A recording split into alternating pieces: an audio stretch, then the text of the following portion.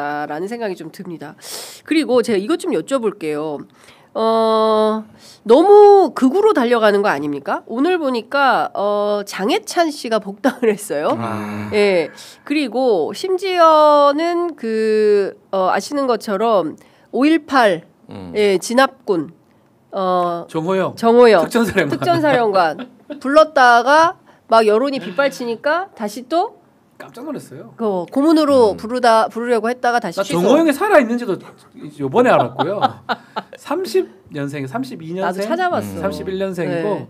정말 4인방 그 사람이에요. 그러니까 전두환, 노태우, 김복동, 정호영 그 사람이고 네. 전두환하고 노태우는 죽었지 않습니까? 야, 이 사람이 살아있던 것도 그렇고 이 사람을 선거에 쓴다. 과연 어떤 의미인가? 또 석동현 변호사 얘기도 나왔었거든요. 그러니까 석동현 변호사도 들어왔죠. 막 도와주고 싶으면 집에서 기도하는 게 낫잖아. 이런 사람들은 석동현이나 뭐 정호영 같은 사람은 그렇게 절에 가서 기도하라 그래요. 그냥 교회 가서 기도하든지. 이 사람들이 나오는 게 효과가 그러니까 이게 선거를 치르는 게 뭘 알고 치르는 건지 반대로 가는 건지 이 생각이 들어요. 정말로 그 사람들이 도움이 된다고 생각해서 부르는 건지 아니면 누구한테 보여주려고 하는 건지 사실은 선거가 그런 얘기 하잖아요. 집토끼 뭐 산토끼 이런 얘기 하면서 중도에 외연 확장하는 게 목표인데 정반대 얘기로 지금 가고 있거든요. 그러니까 윤석열 보여주는 느낌. 그러니까. 예. 아니면 극우 지지층한테 보여주는 느낌. 예. 너무 저는 납득하기 어렵습니다. 그러니까 지금 예. 이게 뭐 예상됐던 바예요. 예상됐던 바고 지금은 그러니까 뭐라도 끌어와가지고 우리가 다 표가 되는 거는 다 해야 된다라는 기조인 거죠. 그러니까 이게 전형적으로 안 되는 집안이 이제 추격자들이 조급했을 때 하는 짓이거든요. 거기에다가 이제 뭐 전체적으로 뭐 그쪽에 이제 사람들하고 가까우니까. 근데 이게 그러니까 2022년에 오늘 한겨레가 이제 패널 여론 정치학회하고 패널 여론조사한 게 저는 굉장히 눈에 띄었어요. 맞아요. 다 뭐 이제 수치는 이재명 49.3 뭐 김문수 그건데 뭐 다른 무엇보다도 지난 대선에서 윤석열이 찍었던 사람들을 패널들을 물어본 거예요. 맞아요. 그러니까 이게 어디로 갔냐? 김문수한테 55%.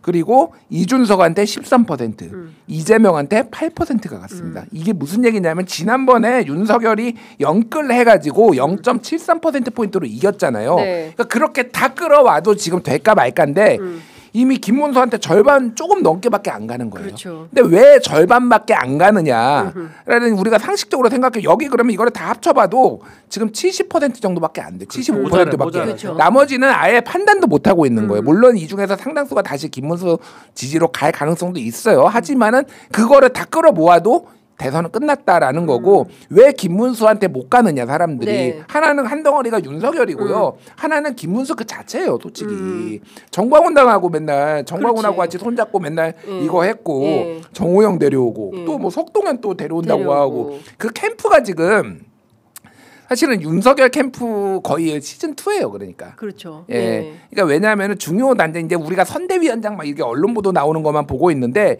수행 단장 누가 하는 줄 아세요? 이용이에요. 이용. 윤석열 수행을 이용이 했어요. 그렇지. 이용 전 의원이. 맞아요. 근데 지금 수행을 김문수 수행을 이용이 하고 있고 일정을 하는 거를 누가 하냐면 강명구 의원이 했어요. 그 청와대 저기 용산 행정관 하다가 출신이죠. 했잖아요. 여기 핵심이죠. 찐. 아니 윤석열 아니 그게 아니라 윤석열 일정 단장을 했다니까. 윤석열 후보의 일정 단장을 했던 사람은 지금 김문수 일정 단장하고 있고 조지현 의원 경북 경산에 이번에 이제 최경환 이겼던 여기도 용산 출신이잖아요. 여기 메시지 팀장 했거든요. 지금 메시지 단장하고 있어요. 그러니까 인력풀의 한계도 있는데 그냥 그 사람들이 그대로 들어오는 데다가 한 숟갈 두 숟갈 감동을 주거나 이런 사람들이 와야 되는데 정호영 내려와 석동현 내려와 그러니까 끝났다 대선. 이게 그게 그 문제인 거예요. 그 주말간에 있었던 아이고 또 벌써 오래전 일 같네요. 그러니까. 한덕순이 김문수이 난리치면서 그 시기를 실기한 것 같아요. 그러니까 그때 해야 될 게 사실 그거거든요. 빨리 김문수를 해가지고 만약에 시간을 앞당겨서 윤석열하고 절연하고 이 선대위 구성할 때 그런 생각을 했었어야 되는데 지금 보면 한덕수로 생각하고 있다 김문수로 바뀐 모양새거든요. 그러니까. 지도부 쌍권이 모든 것을 놓친 것 같아요. 실제로 그때 그 여파가 지금까지. 그래서 지금 이용이 하는 건 말이 안 돼요. 네. 조지현 이런 사람이 하는 게 말이 됩니까? 강명구. 그러니까. 그 사람들이 와서 무슨 의미가 있습니까? 그러니까 그대로 그냥 쓰는 거예요. 친윤 사람들을. 그러니까 안 되는 거죠. 김문수 가면을 쓴 윤석열이 선거 캠페인을 하고 그래 있는 보입니다. 건가? 예, 예, 그렇게 거의 보여요. 막상 보면 지금 상황은 이제 그렇게밖에 볼 수가 없는 거다. 돌아다녀 보면 김문수 후보도 그렇지만 이 극우적 행태에 대해서는 많은 국민들이 이제 진짜 진저리를 치시는 분위기인 것 같아요. 대구에서도 그런 말씀들을 많이 하시거든요. 그렇기 때문에 제가 보기에는 이번 대통령 선거는 끝났다. 우리 김준일 평론가는 그렇게 보는데 민주당에서는 그래도 마지막까지 혹시 벌어질지 모르는 뭐 테러나 뭐 이런 것 때문에 굉장히 아니, 정당에서야 당연히 그렇게 해야 되는 거고 평론가는 또 평론가의 시각이 있으니까 제가 보기엔 끝났다 솔직히. 이번 대선 끝났다. 볼 것도 없다. 이재명 승. 그러니까 이재명 승은 이제 확정적인 거고 제가 말하는 거는 이게 이제 22%포인트 이상 날 건가 이거 아닌가. 그리고 이제 박근혜 51.6을 넘을 것인가 아닌가. 이게 이제 제가 보기 관건이에요. 두 가지가 관전 포인트다. 우리 박지훈 변호사님도 그렇게 보세요? 그러니까 그 말은 맞아요. 그 선거하는 사람들 이재명 후보는 어제 부산에 가서 좀 근소한 차를 이길 것이다. 반드시 승리가 목적이다. 압도적 승리보다는 그렇게 이제 유세를 하던 모습이 보이는데 그게 그거거든요. 하는 입장에서는 만약에 이제 너무 이길 것 같으면 오히려 투표에 참여 안 할 수도 있어요. 어차피 내가 안 찍어도 이길 거니까 그런 효과가 있을 수 있으니까 오히려 그렇게 얘기를 하는 것 같아요. 무조건 억지로 이길 것이다. 그렇지만 실제로는 매우 큰 차이로 이길 가능성이 매우 높고요. 선거 그 유세하는 걸 보면 알아요. 국민의힘은 지금 다른 길로 지금 가고 있는 것 같아요. 권성동이 그 트럭 기사 뭐라 하는가 뭐 등등 보면 불가능한 상황으로 가는 것 같고 민주당은 사실 또 이재명 후보는 상당히 좋아 보이고 뭐 관전 포인트는 저도 사실 뭐 좀 조심스러운 얘기지만 안전 이게 가장 좀 중요한 상황 아닌가. 안전.